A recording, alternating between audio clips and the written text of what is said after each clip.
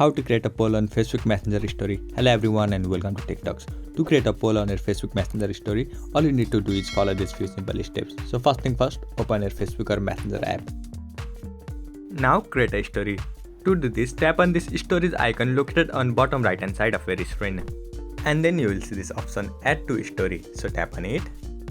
Now it will open your gallery. So select any photo or video that you want to upload as a story. So here let me select this option text. Now on top right hand side of your screen you will find different options. So tap on this option create a poll. And then you will see this pop up. So simply type the question that you want to ask as your poll. So type whatever you want.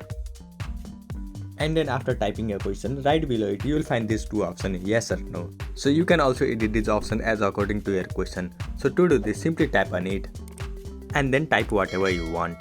So edit your poll accordingly, and then on top right hand side of your screen you will find this option done. So tap on it.